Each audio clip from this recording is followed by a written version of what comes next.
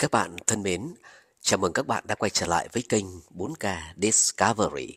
Trong video này, chúng ta sẽ tiếp tục khám phá về Lý Thế Dân, một trong những vị hoàng đế vĩ đại nhất trong lịch sử Trung Quốc. Chúng ta sẽ cùng tìm hiểu lý do tại sao ông lại được nhiều người yêu mến và kính trọng trong suốt thời gian trị vì đến thế. Lý Thế Dân không chỉ là một nhà quân sự tài ba mà còn là một vị vua thông minh, có tầm nhìn chiến lược sâu rộng. Những cải cách mà ông thực hiện cùng với sự quyết đoán và lòng nhân ái đã giúp đế chế nhà Đường thịnh vượng và ổn định. Thời đại của ông được ca tụng là thịnh thế thiên triều. Hãy cùng tìm hiểu thêm về những quyết định quan trọng, những chiến công lẫy lừng, chính sách ngoại giao khôn ngoan và đặc biệt là tấm lòng của ông đối với dân chúng, điều đã giúp Lý Thế Dân trở thành một huyền thoại trong lòng người dân Trung Quốc.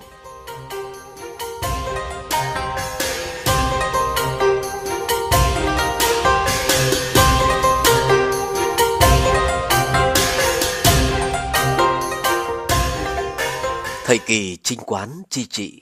Về đối nội, Đường Cao Tổ qua đời vào mùa xuân năm 635. Sau khi cha qua đời, Thái Tông đã thả ngay 3.000 cung nữ của Cao Tổ cho về với cha mẹ. Hoàng đế cho giáng chức và cấp bậc của một số quý tộc tôn thất mà cha mình đã phong khi cai trị, vì đây là một gánh nặng lớn đối với nền kinh tế. Và để thăng chức cho các thân tín của mình, người chú họ của Thái Tông là Lý Thần Tông cảm thấy bất bình vì phải xếp sau Phòng Đỗ, tấu lên vua. Hoàng đế giải thích rằng nhờ mưu kế của hai người này mà mình đã giành được thiên hạ, nên công lao phải đứng đầu. Các quan viên bị giáng chức đều im lặng, vì ngay cả Lý Thần Tông cũng phải chung số phận. Trong suốt thời gian trị vì của mình, quyền lực của tôn thất cũng bị suy giảm và bị kiềm chế.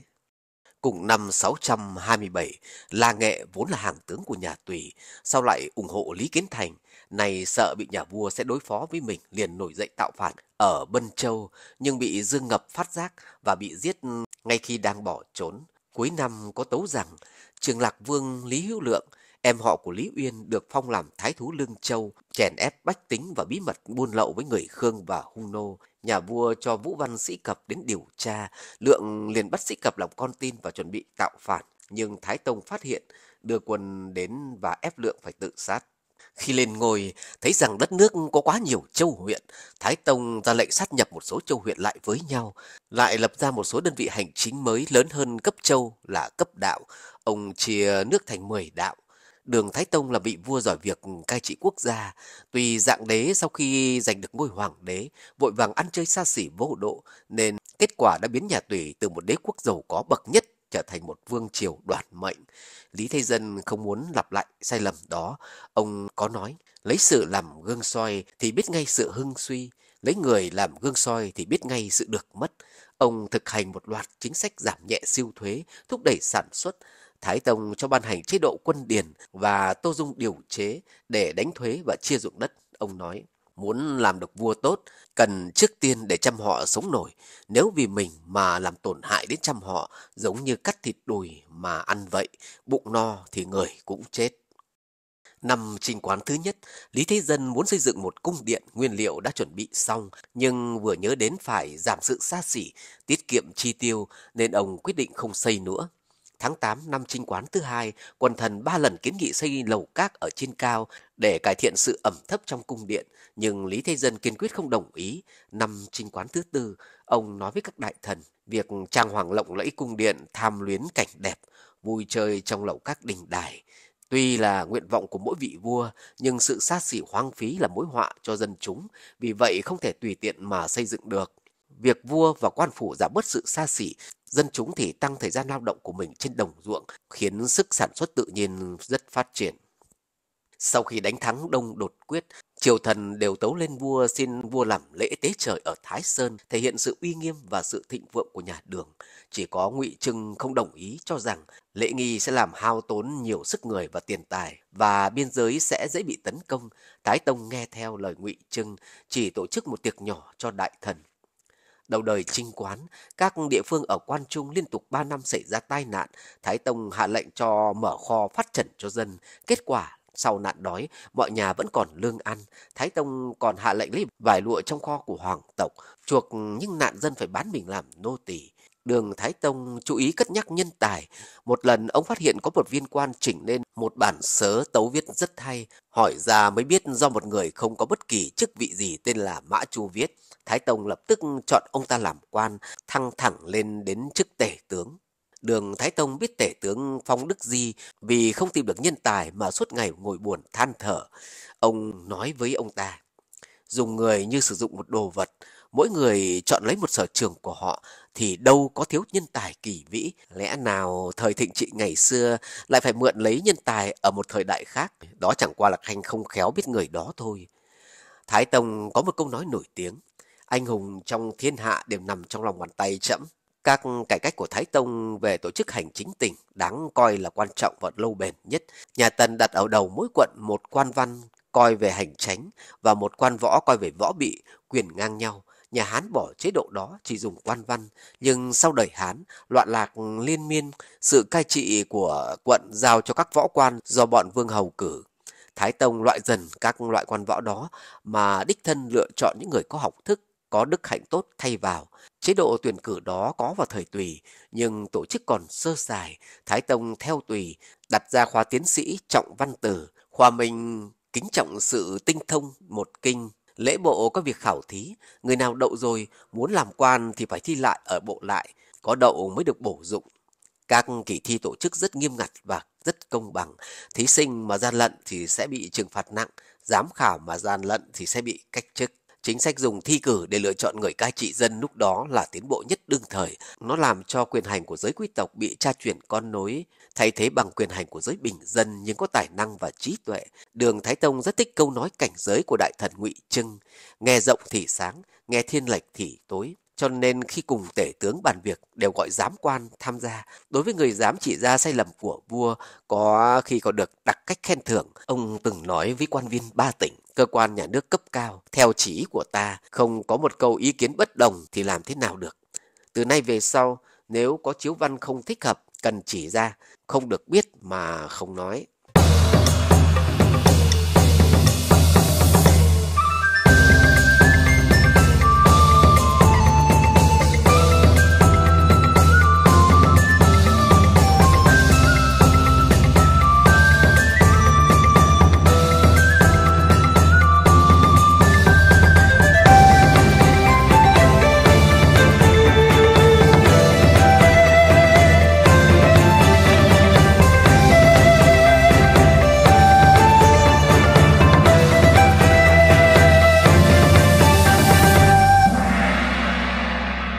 Năm 634, Thái Tông sai 13 vị quan chức cao cấp bao gồm Lý Tĩnh và Tiêu Vũ đi khảo sát các đạo, kiểm tra xem liệu quan viên có đủ năng lực, nhân dân có bị đói rét hay không, an ủi giúp đỡ những người nghèo và tìm nhân tài để đưa vào triều đình. Lý Tĩnh ban đầu đề cử Ngụy Trưng đi thay mình, nhưng Thái Tông từ chối, nói rằng Ngụy Trưng phải ở lại bên người để chỉ ra lỗi lầm của mình và nhà vua không thể thiếu Ngụy Trưng một ngày nào. Khi Ngụy Trưng qua đời, vua đích thân lập bia mộ cho, lại hứa gả con gái cho con của Ngụy Trưng. Tuy nhiên sau đó vì nghi ngờ Ngụy Trưng có dính líu đến án thái tử và vì sự uất ức bao năm bị Ngụy Trưng vạch lỗi, vua đã sai Uất Chỉ Cung đập đi bia mộ của Ngụy Trưng. Thái Tông vô cùng chú trọng tới việc bồi dưỡng các hoàng tử, thường xuyên khuyên bảo đời sau nên tuân thủ quy phạm đạo đức, nắm vững đạo trị quốc. Giới hoàng thúc của Thái Tông khuyên bảo con cháu hoàng thất như sau: trẫm lên ngôi đã được 13 năm, tuyệt đối không xem hát tuồng ngoài cung, cũng khước từ những trò vui tiêu khiển, ca múa và sắc đẹp trong cung. Các người sinh ra trong phú quý, trường kỳ ở thâm cung, nói về con cái vua chúa là thân vương. Trước cần phải tu dưỡng đạo đức và khắc chế chính mình. Mỗi khi được may một bộ y phục, cần biết ơn những người nông dân trồng dâu, nuôi tằm. Khi thưởng thức một món ăn, cần nhớ đến sự vất vả của người nông dân canh tác. Khi lắng nghe và đưa ra quyết định thì không được để hỉ nộ của bản thân chi phối. Mỗi khi thực hiện việc chính hay việc phụ đều không lo sợ vất vả. Các người chớ nhìn thấy những khuyết điểm của người khác mà cho rằng mình giỏi. Cần dùng vinh hoa vĩnh cửu mà kiên trì bảo vệ cái tốt. Bậc thánh hiền đời trước có dạy: người nghịch ta chính là người thầy của ta, người thuận ta sẽ bị coi là tặc. Về quân đội, Thái Tông cho áp dụng phủ binh chế, rút các tráng đinh nam cho vào phủ binh là trưng binh chế. Phủ binh chế là sự kết hợp giữa binh sĩ và nông dân để giảm gánh nặng cho quốc gia. Lúc thái bình thì cày cấy, lúc chiến tranh thì ra trận. Quân không biết tướng, tướng không biết quân, đánh trận xong thì vì quân về phủ, tướng về triều. Quân sĩ được miễn thuế má, nhưng khẩu phần lương thực và binh khí phải tự chuẩn bị. Thời Thái Tông, triều đình trực tiếp quản lý quân đội, nhưng về sau triều đình cho lập các tiết độ sứ thay mặt cai quản quân đội. Đây chính là sai lầm lớn nhất của Lý Thế Dân, cuối cùng đã tạo ra họa phiên trấn dẫn đến sự diệt vong của nhà Đường. Thời kỳ đầu chinh quán, Đường Thái Tông đúng là giỏi việc cai trị, nhưng cuối đời ông lại sống theo cách xa hoa, xây dựng ngày một nhiều. Đối với lời can gián, có khi cũng không chịu nghe. Về điểm này, ông cũng có nhận ra. Trước khi chết 1 năm, ông nói với Thái tử Lý Trị: một đời mình tuy công lớn hơn lầm lỗi, nhưng nếu đem ra so sánh với tận thiện tận mỹ thì còn rất đáng hổ thẹn. Theo truyền thuyết, nhà sư Đường Huyền Trang là Đường Tăng đi Tây Thiên Lý Kinh, được ông kết làm huynh đệ. Về già nhớ đến các công thần cùng mình vào sinh ra tử lập lên nhà Đường, Thái Tông hạ lệnh xây Yên Lăng Các, cho người vẽ hình và ghi lại sự tích của 24 vị công thần để được đời sau thờ phụng.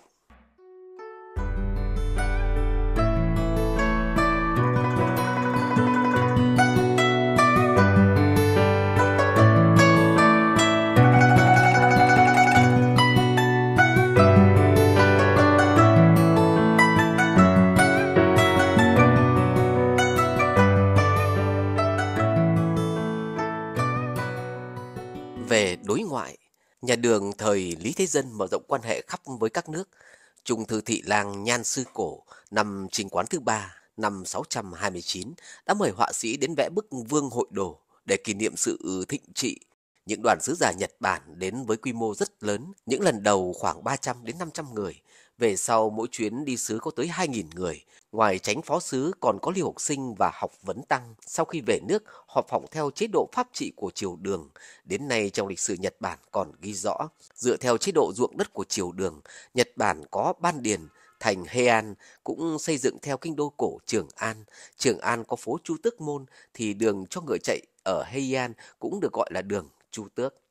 Căn cứ vào những ghi chép trong Tân Đường Thư, Cựu Đường Thư, Đặng Chi Thành thống kê triều Đường đã tiếp xúc tổng cộng 48 nước, trong đó có 29 nước triều cống, 6 nước nạp sĩ, 5 nước quy phục, 4 nước có khi hòa bình, có lúc chiến tranh, 2 nước xính môn, 1 nước cử người đến học và 1 nước kết thông gia.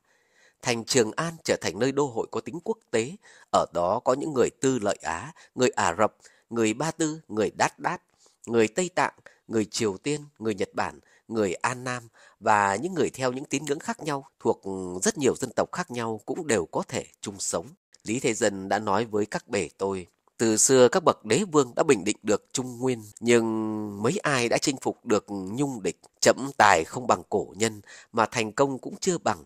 Từ trước chỉ coi trọng Trung Hoa mà coi thường Di địch. Trẫm thì yêu quý như nhau, cho nên họ đều coi trẫm như cha mẹ.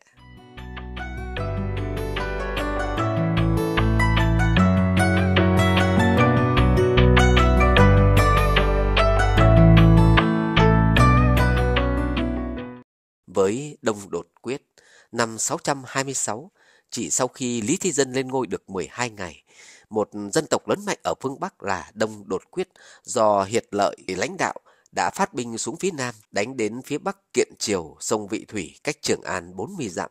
Để chứng tỏ thực lực của triều Đường, Thái Tông đích thân dẫn các vị đại thần phóng ngựa ra bờ sông Vị Thủy trách mắng Đột Quyết đã làm trái những điều thỏa thuận, buộc Đột Quyết phải cam kết liên minh lần nữa và lui binh. Năm 629, Hiệt Lợi lại cho quân cướp phá biên giới, như vậy là xé minh ước. Thái Tông cho rằng đây là thời điểm chín muồi để tấn công Đông Đột Quyết. Ông liền sai Lý Tĩnh, Lý Thế Tích và Sài Thiệu đem hơn 10 vạn quân bắc phạt đánh Đột Quyết. Quân Đường chia làm nhiều hướng tấn công, Hiệt Lợi liệu đánh không lại liền bỏ chạy. Năm sau quân Đường đánh lớn, làm thảm bại Đột Quyết, giết 10 vạn lính Đột Quyết, bắt được trai gái 15 vạn người, bắt cả Khả Hãn, Hiệt Lợi. Đông Đột Quyết mất, nhà Đường mở rộng lãnh thổ về phía Tây Bắc. Từ đó trở đi, Đường Thái Tông được Đột Quyết tôn làm Thiên Khả Hãn. Tuy nhiên, trong thời Thái Tông và các đời vua sau, biên giới nhà Đường vẫn chịu các cuộc tấn công nhỏ của Tây đột quyết.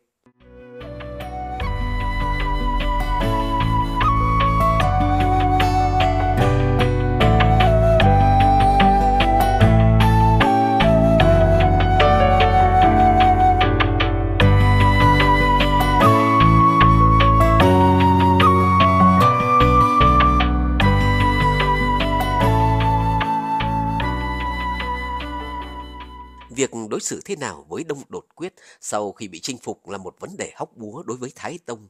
Ý kiến của Ngụy Trưng là để mặc người đột quyết ngoài biên giới, nhưng Thái Tông sau đó đã hạ lệnh đem người đột quyết vào trong biên giới để tạo thành một vành đai phòng thủ, thiết lập một số châu quận mới để chứa người đột quyết, tiếp tục cho các thủ lĩnh đột quyết quản lý người của họ, nhưng không lập khả hãn mới.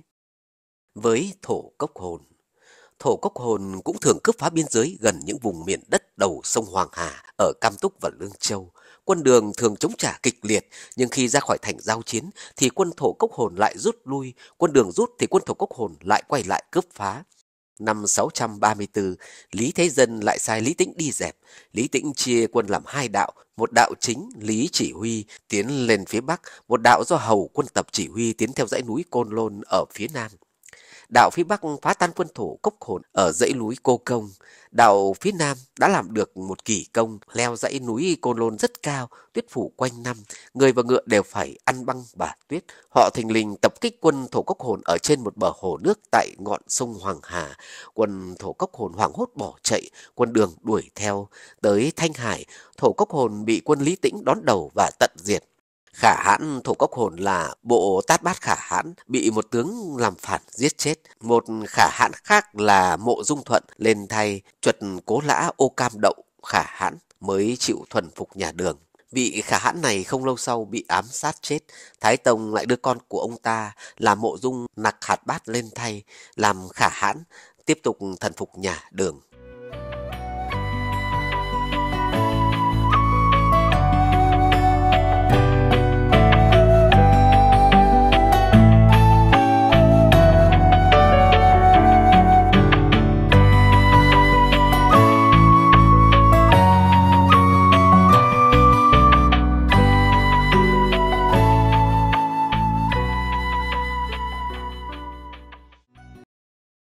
Các bạn thân mến, vậy là sau khi lên ngôi thay vua cha, Lý Thế Dân đã không ngừng nỗ lực để xây dựng một đất nước vững mạnh và thịnh vượng với các chính sách khai thác nhân tài, cải cách hệ thống quản lý đất đai, châu huyện và bộ máy quân đội.